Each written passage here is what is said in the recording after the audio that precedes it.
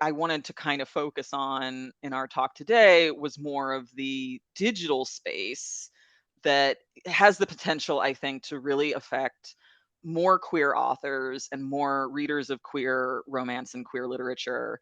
Just because simply like payment processors, banks that are behind payment processors like PayPal, MasterCard, Visa have been targeting certain digital like shops that sell content made by indie creators.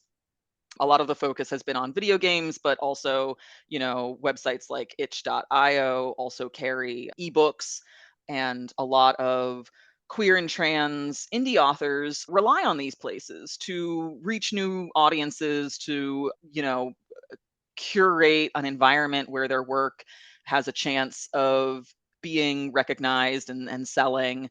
And if payment processors refuse to honor those transactions, then these marketplaces just sort of shrug their shoulders and say, well, we have no choice. We have to not allow this type of content because these credit card companies are telling us so. And this is all under the auspice of cracking down on, quote unquote pornography. But as we've seen time and time again in this country, whether or not a piece of media or a piece of art is pornographic is kind of besides the point.